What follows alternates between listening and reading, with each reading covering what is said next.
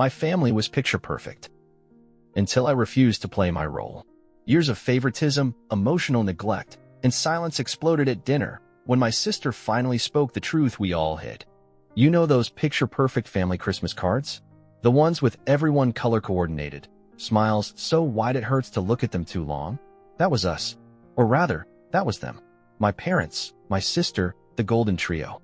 And then me, off to the side, usually cropped out of the good photos or shoved in the corner of the frame like an afterthought. But here's the thing no one tells you about perfect families. Perfection only exists as long as everyone plays their role. And I stopped playing mine. So when I got married before my perfect older sister did, my parents didn't just skip the wedding. They ghosted the entire day. No calls, no messages, not even a damn RSVP. And now, finally, the carefully painted portrait of our perfect family is starting to crack. And I can't lie, watching it crumble feels liberating. But to really understand how we got here, we have to rewind. Like way back. Because this all started long before I said, I do. Growing up, I was the shadow. My sister, Amelia, was the sun. Everything about her sparkled. Valedictorian, ballet recitals, student government, flawless skin, effortless charm. She was the kind of kid teachers used as an example. The kind of teenager boys wrote poems about. The kind of adult who could walk into a room and make it hers without saying a word.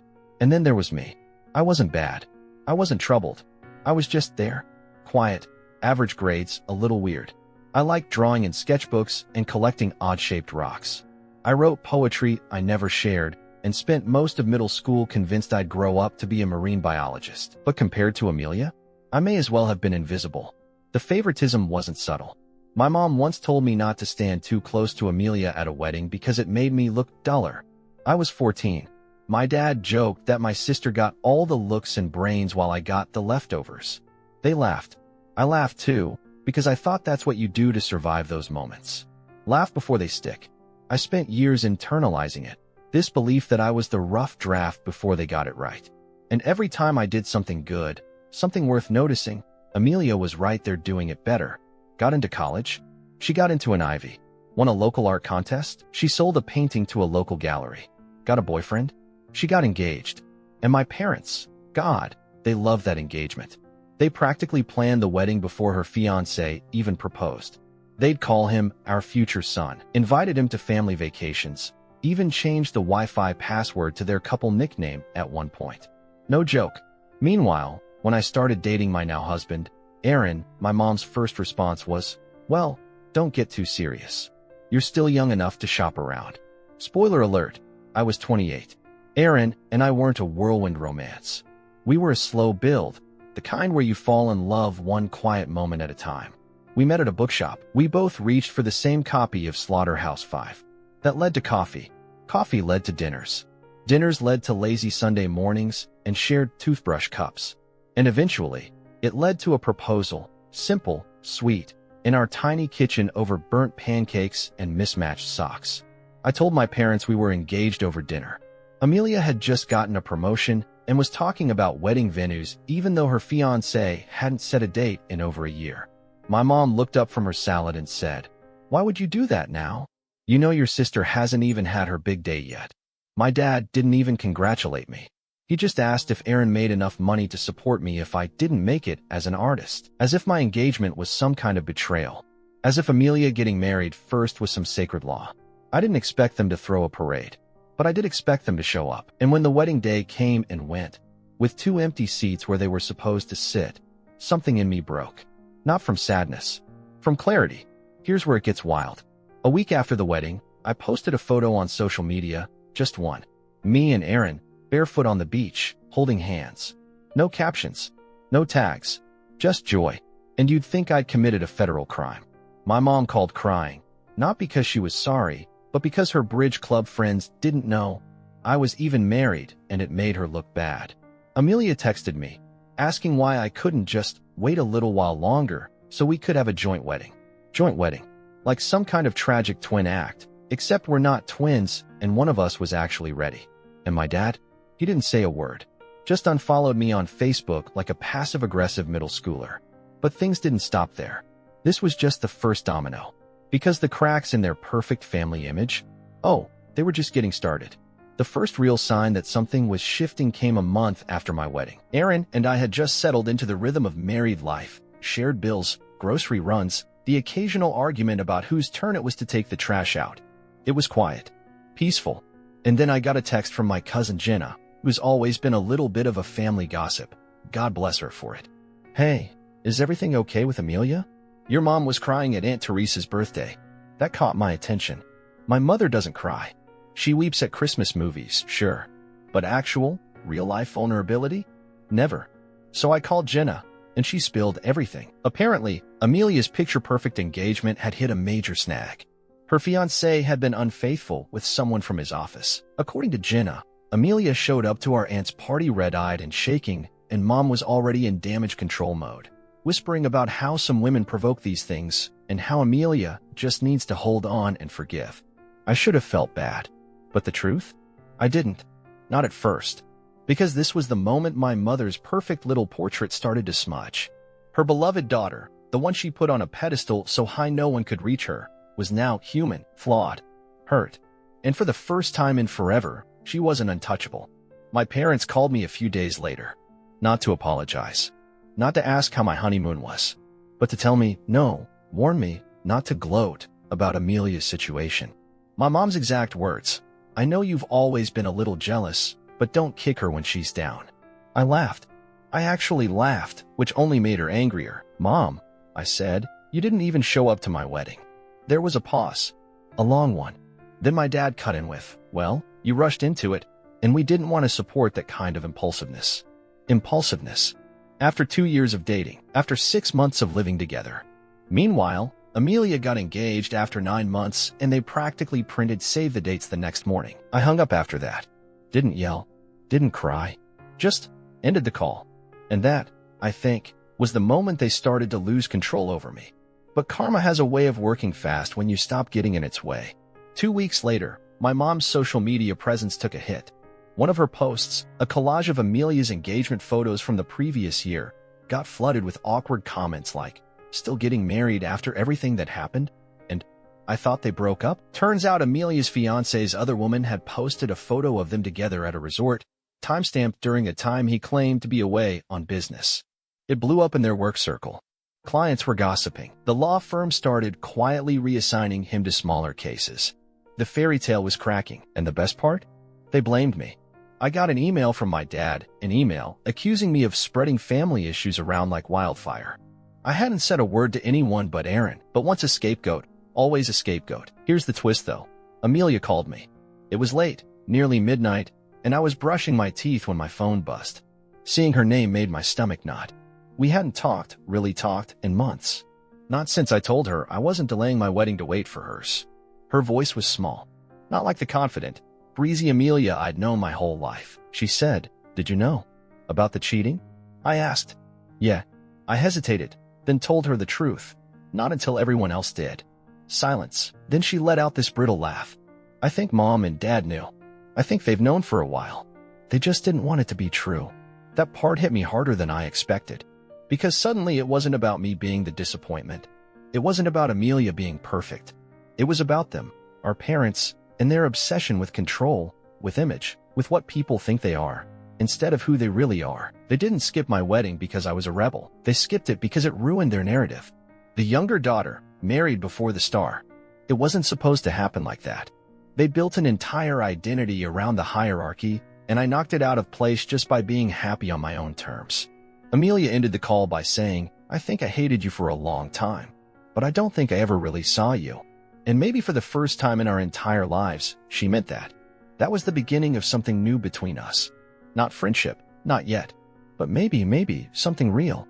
But what came next? Oh, that's when things truly got chaotic. Because nothing threatens a crumbling family facade quite like the truth being aired in front of everyone. If part 1 was the crack in the porcelain, and part 2 was the slow shattering behind closed doors, then part 3, this part, was when the whole damn thing exploded in front of everyone. Because when you grow up in a family obsessed with image, all it takes is one messy, human moment to blow the whole illusion to pieces. And in our case, that moment was a dinner. It was supposed to be a reconciliation dinner. That's what my mom called it when she invited me and Aaron over to their house 2 months after our wedding. I laughed when I got the text because, reconciliation? You have to show up to a wedding to reconcile from it. But I could tell this wasn't just about me. It was damage control. My parents were bleeding socially after Amelia's engagement imploded, and they needed to put on a united front before the next round of holiday parties rolled around. Amelia was going to be there too. That part shocked me. Weirdest of all, she was the one who asked me to come. I still don't know why I said yes. Maybe I was curious. Maybe I was tired of running from the awkwardness. Or maybe, deep down, I wanted to see the cracks for myself, to watch them scramble and sweat and stumble through a dinner where they couldn't script or Photoshop their way out. So we went. The moment we walked through the door, I could tell the whole house was dressed up for a performance. My mom had cooked like she was competing on a Food Network show, handmade pasta, crusty bread, wine poured into crystal glasses. Aaron whispered, "Are we being sacrificed?"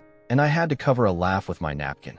Amelia was already there, sitting at the table, glass of wine in hand. She looked different, not just sad, but exhausted in a way that even her flawless makeup couldn't hide. Our eyes met, and for once, she didn't look at me like a project to be fixed or a rival to be pitted.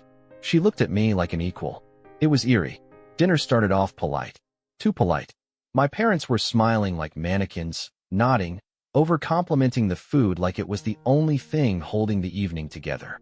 Amelia didn't say much. I stayed quiet too, just spooning pasta into my mouth and waiting for the show to start. Then my dad brought up Amelia's ex-fiancé.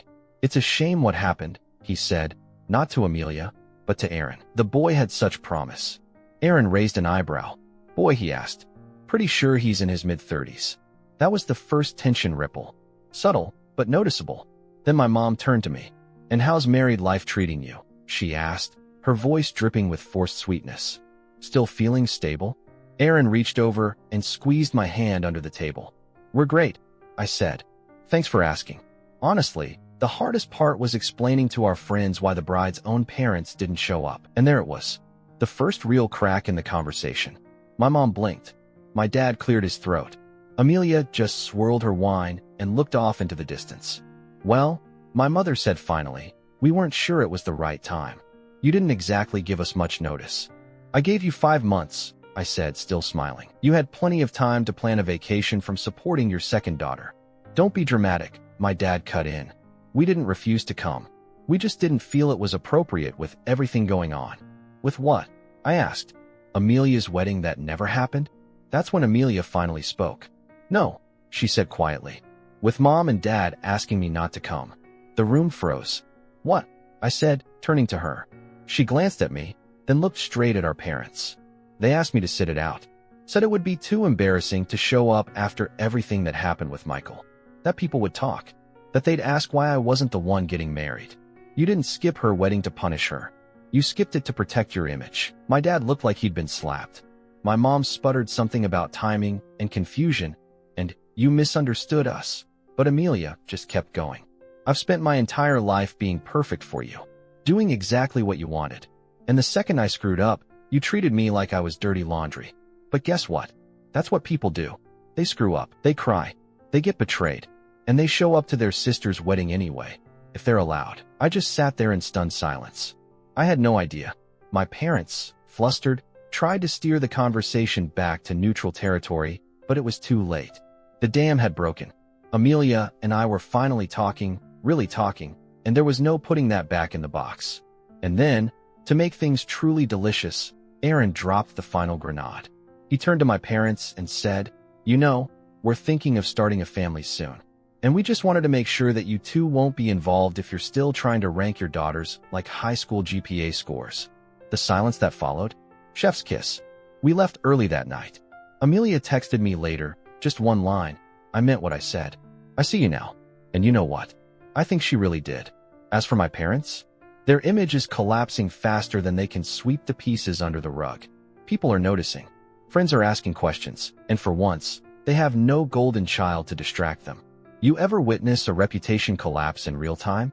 Like watching a chandelier crash to the floor in slow motion, each crystal piece shattering in full view, while the people who hung it pretend nothing happened?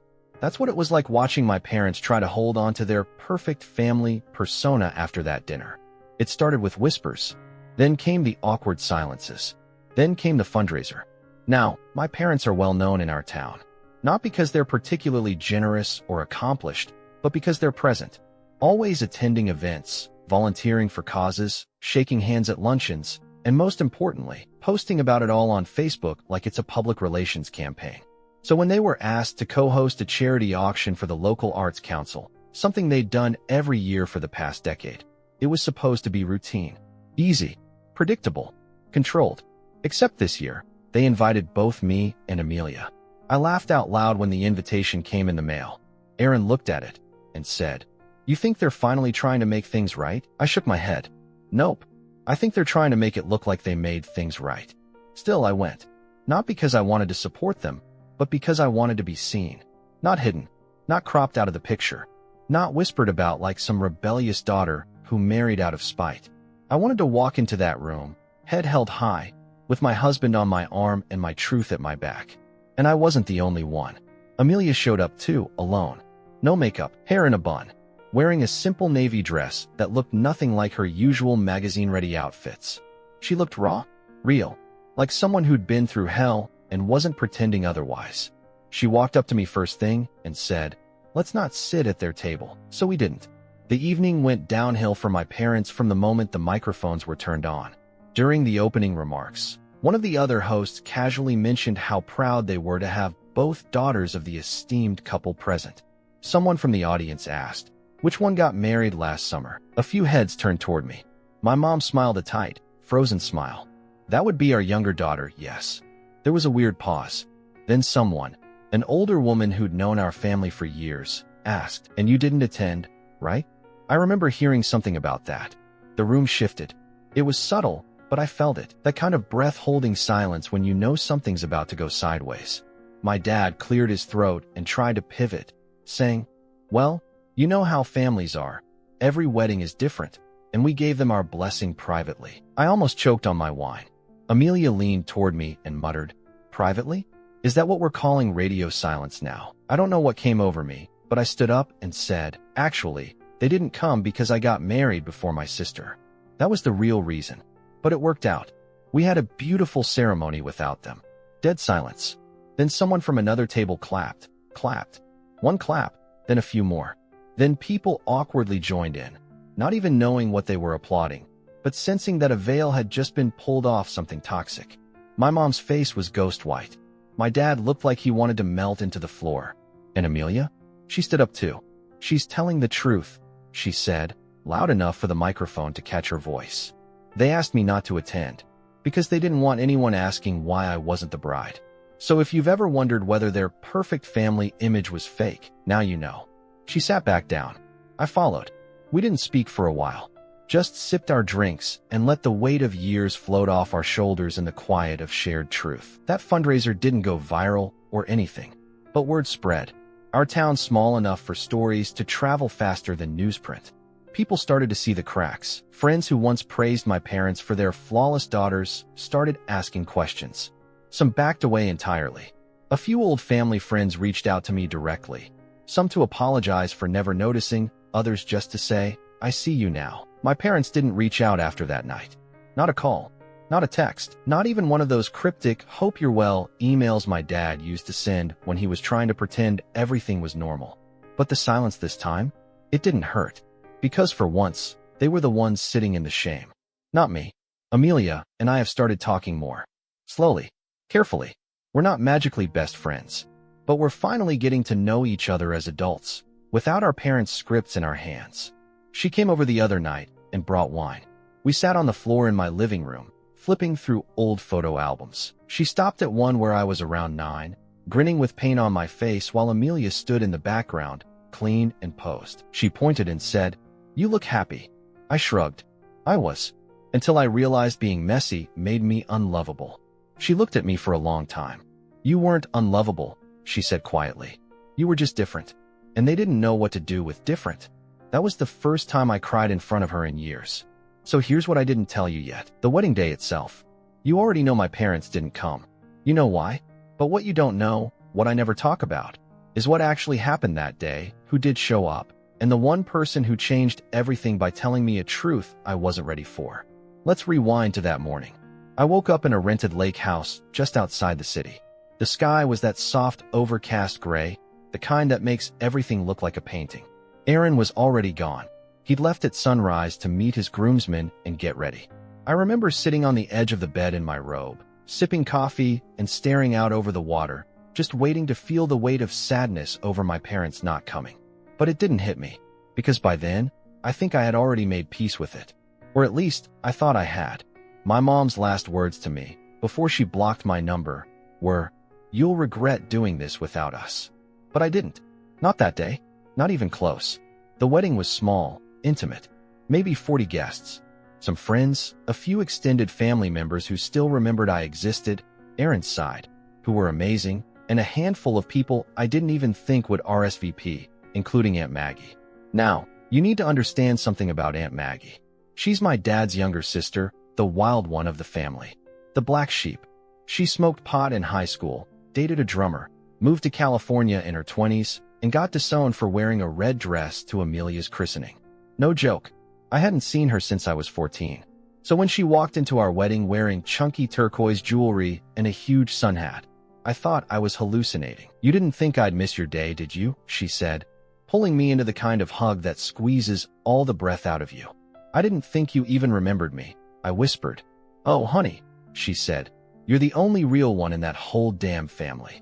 The ceremony was beautiful. We got married barefoot on the dock, the lake behind us, the breeze messing with my veil just enough to make it look like something out of a dream. Aaron cried. I cried. Our officiant, our old philosophy professor, cried. It was peaceful and honest and full of love. But the part that still makes my heart race? It came hours later, after the dancing and dinner, when the guests had started trickling out, and Maggie and I were sitting on the porch drinking wine from paper cups. She was quiet for a while.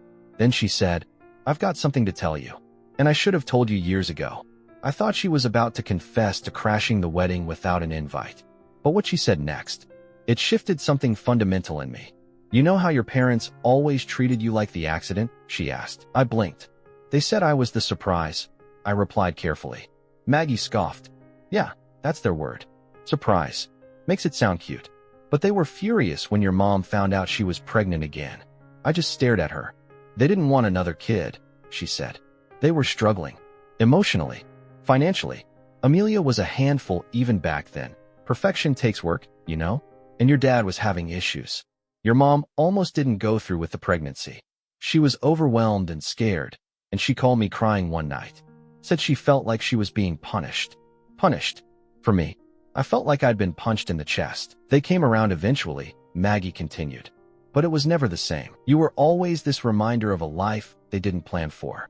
So they tried to mold you into Amelia, and when that didn't work, well, they froze you out." She looked at me with tears in her eyes. "That wasn't your fault.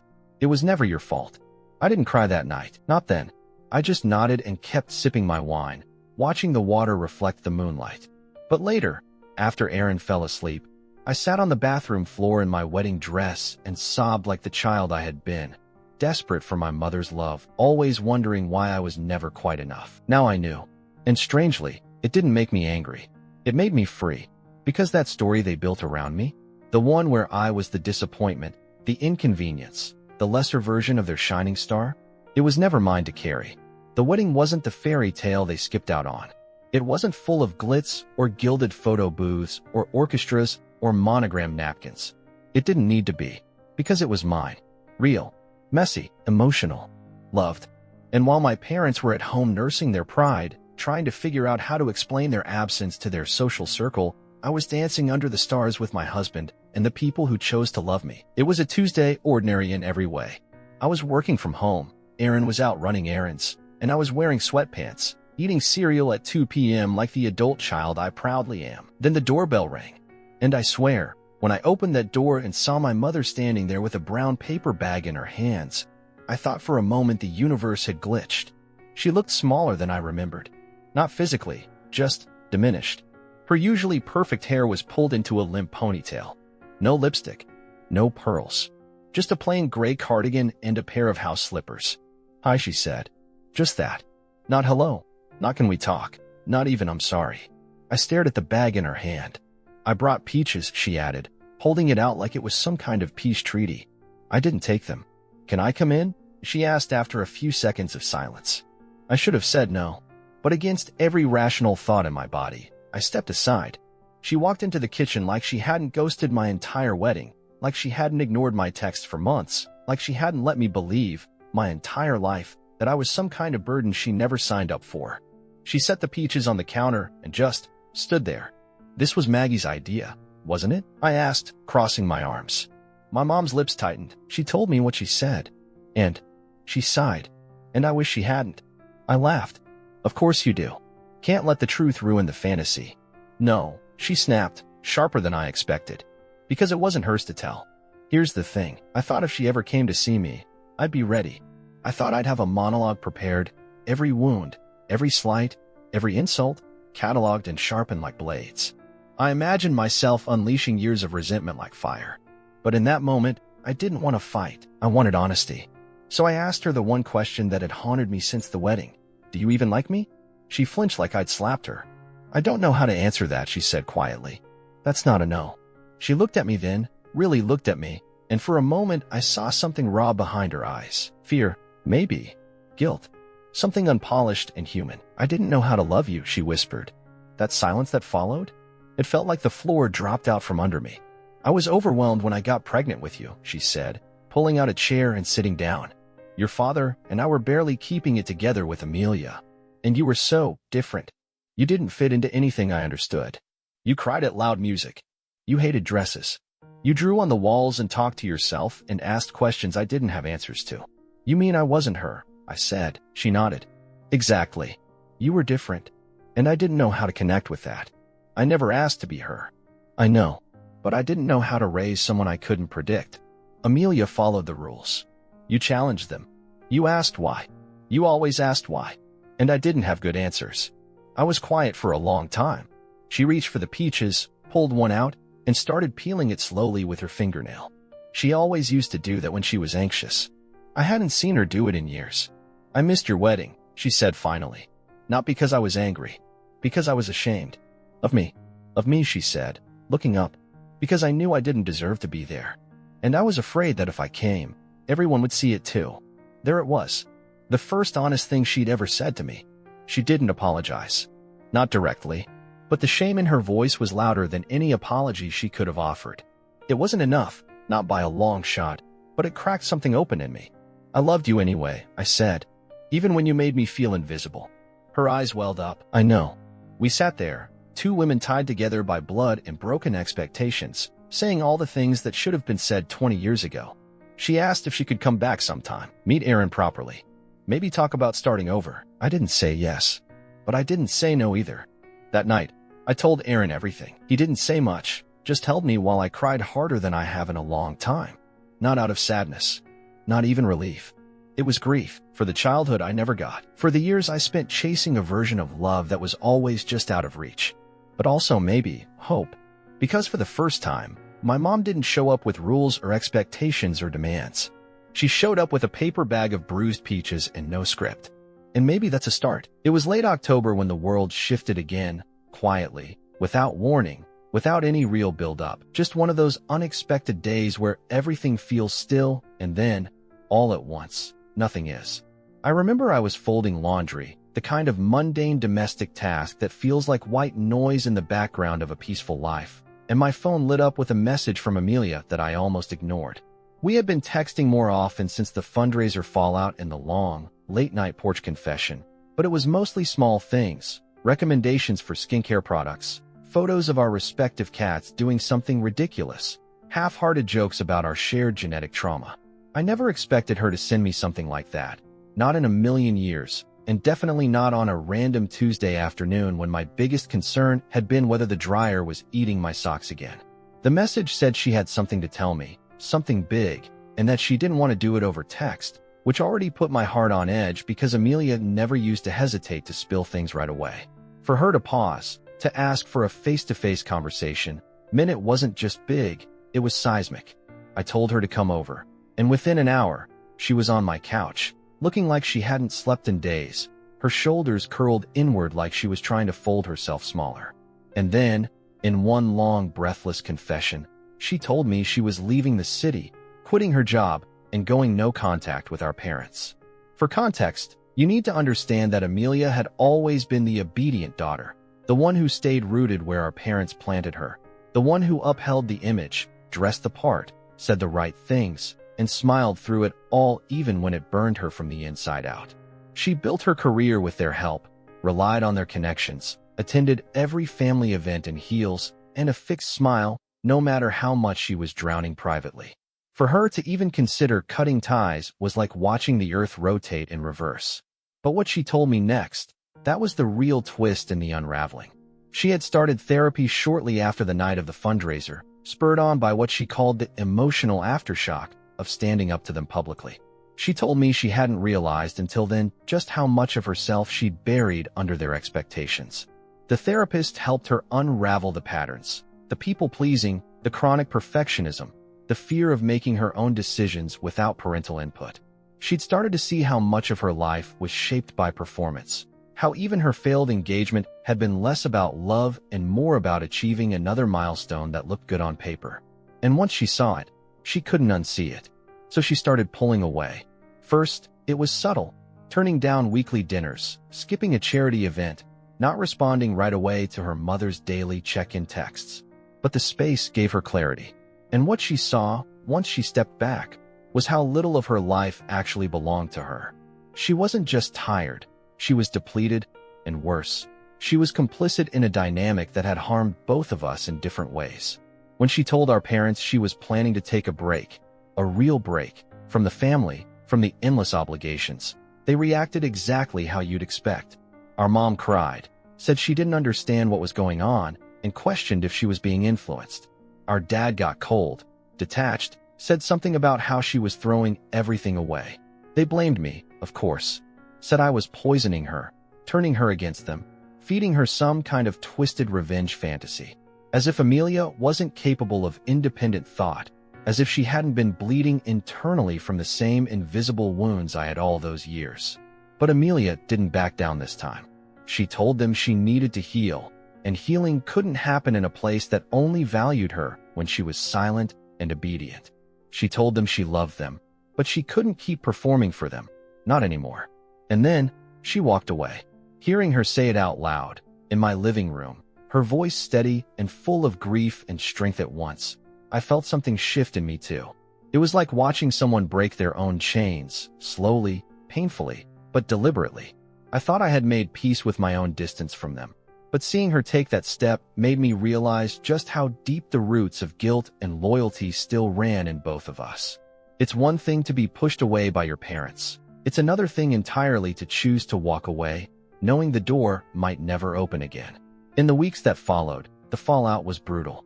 Our parents called relatives, vented to family friends, spun the narrative that Amelia was unwell, that I was vindictive, that we had conspired to tear the family apart. They posted vague status updates about being betrayed by those you love most and family values being lost in the modern age.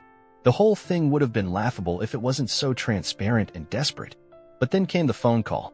It was a Saturday morning, unusually warm for November, and I was cleaning out the garage when my phone rang. It was a number I didn't recognize, but I picked it up anyway, and on the other end was someone I hadn't heard from in over a decade, my godmother, and Elaine, my mother's oldest friend. Someone who had quietly vanished from our lives around the time I was in high school without much explanation.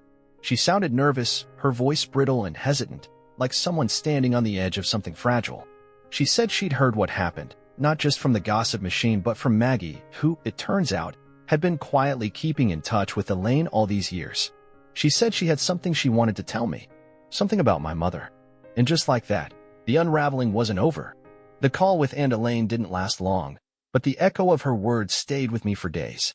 She sounded careful, like she wasn't sure how much she was allowed to say, like opening old wounds might cause something permanent to break. Still, she said just enough to crack open another corner of my mother's carefully guarded past. According to Elaine, when my mom was in her early 20s, years before she married my father, she had a daughter. A baby she gave up for adoption. She never told my father. Never told anyone in the family except Maggie. And years later, when she became pregnant with Amelia, she treated it like a second chance at doing motherhood right. Elaine said the guilt consumed her, twisted her idea of love into something rigid, something transactional. She wanted a perfect child, not out of vanity, but out of fear that she wouldn't be given grace again. When she got pregnant with me, it wasn't just a surprise. It was a trigger. I wasn't part of the plan. I was the thing that threatened the version of motherhood she had finally convinced herself she could manage. She didn't know how to be vulnerable, didn't know how to face the parts of herself she tried to bury, and so she tried to mold me into something easier to love, something she could control. I hung up the phone in silence. No tears, no screaming, just that slow, sinking understanding that everything I believed about our dynamic wasn't just about favoritism, it was about a lifetime of unspoken pain, secrets, and shame that had nothing to do with me but shaped everything about how I was treated. That night, I sat on the floor of our bedroom, told Erin everything, and for the first time, I didn't feel rage toward her. I felt sorrow. Not forgiveness, not yet, but the beginning of seeing her as more than a villain in my story. Because even the people who hurt us have their own ghosts. I didn't get the chance to tell my mother what I knew. That choice was taken from me, like so many others had been over the years, and it came from the last person I expected, Amelia. A week after my call with Aunt Elaine, I met Amelia for lunch. We'd been making a habit of seeing each other more often, quietly rebuilding something we never really had as kids. That day, she was fidgeting, stirring her iced tea with a straw even though the ice was long melted, tapping her nails on the edge of her phone screen. And then, in the middle of me talking about a new art commission, she just blurted it out. "I know about the baby." My voice caught in my throat. "What baby?" She looked up at me, eyes glossy but focused. "The one Mom had before us. The one she gave up." I hadn't told her. I hadn't told anyone, not even Erin, not because I wanted to protect Mom, but because I didn't know what I wanted to do with the information. But Amelia, somehow, she found out on her own. Turns out, Maggie had told her. Not out of malice, but because Amelia had started asking real questions about our childhood, about Mom's coldness, about the things that never added up. And Maggie, in her ever-chaotic but well-meaning way, had decided it was time someone else in the family knew the full truth. Amelia sat there, staring at me, waiting for confirmation. I nodded once, and she exhaled like she'd been holding her breath for years. "I think it broke her," she said quietly. And she tried to glue the pieces back together with us. We didn't talk much after that. We paid the bill and left, each retreating into our own thoughts. But the next day, Amelia did something reckless. She showed up at our parents' house with the truth in her hands. She told them she knew everything, that we both did. She told them we weren't angry, not exactly, but we were done pretending we didn't feel the weight of the silence that shaped our entire childhoods. She told them that if they wanted a relationship with either of us, it had to be built on truth. According to Maggie, who heard the fallout secondhand, my mom didn't say a word for almost 5 minutes. My dad tried to deflect, called it ancient history, but Mom just sat there, staring at the wall, silent and pale. Amelia walked out without waiting for their response. The next day, my mother called me. I didn't answer. It came in the mail, handwritten, folded into thirds, tucked inside a plain white envelope with no return address, though the familiar, slanted handwriting gave her away before I even opened it. My mother had written me a letter, not a text, not an email, not a voicemail laced with tears and accusations like before, just paper and ink, almost too simple for the weight it carried. I waited 3 days before I read it. Not because I was afraid of what she'd say, but because I wasn't sure if I still needed to hear it. I left it on the kitchen counter, untouched, a phantom presence in the house. I stared at it during breakfast, passed it while doing the dishes, glanced at it while folding towels. And finally, one quiet morning when Erin had gone for a run and the dog was curled up beside me, I picked it up and unfolded the years. She didn't apologize. Not in the traditional sense. She didn't say, "I'm sorry for missing your wedding," or "I'm sorry for favoring your sister," or "I'm sorry for making you feel like you were never enough." What she said was this: I was a scared girl who grew into a scared woman. I didn't know how to love a child who didn't fit the mold I had carved in my head. I tried to shape you into something I could understand, and in doing so, I missed who you really were. And you were always remarkable. I see that now. She wrote about the child she gave up, not in detail, just enough to confirm what Aunt Elaine had told me, and how that loss had wrapped itself around her identity like ivy, choking every attempt she made at motherhood afterward. She said she thought loving Amelia would be her redemption, and that having me, someone she didn't plan for, didn't know how to fix, felt like punishment at the time, though she hated herself for thinking it. She wrote that silence had been her armor, that she knew she'd worn it so long, her daughters never even saw the woman beneath it. And then she ended with this: "You don't owe me anything, but if there's room, even a sliver, I'd like to get to know the version of you I never allowed myself to see." I didn't cry. I didn't throw the letter away either. I folded it back up, slid it into my nightstand drawer, and left it there, where old wounds can rest quietly, not erased, but no longer bleeding. A week later, I met her at a coffee shop halfway between our houses. She looked older than I remembered. Softer, too. There was no performance in her eyes, no script behind her smile. We didn't talk about the past, not in detail. There were no dramatic revelations, no rehashing of old saints. Just two women sitting across from each other, cautiously trying to build something out of the wreckage. We don't talk every day now. Sometimes not even every week. But when we do, it's real. It's small talk about weather and books and recipes, with a thin thread of unspoken history between us. And that's enough for me for now. As for Amelia, she's still figuring things out. She's renting a tiny house 2 towns over, volunteering at a community center, dating someone new and kind and quiet. We text all the time. We laugh. Sometimes we cry. Mostly, we're learning how to be sisters in a way we never were allowed to be. And me? I'm living a life that is entirely mine. I'm not the forgotten daughter anymore. Not the shadow behind the golden child. Not the rebellion or the disappointment or the second draft of someone else's masterpiece. I'm just a woman who got married without her parents there, who told the truth out loud, who cracked open the myth of the perfect family and survived what spilled out. And for the first time in my life, I'm not trying to prove I deserve love. I just love, and I am loved, fully, finally, freely. That's the end of the story. But it's also the start of everything that matters. The not-so-perfect daughter who turned out just fine.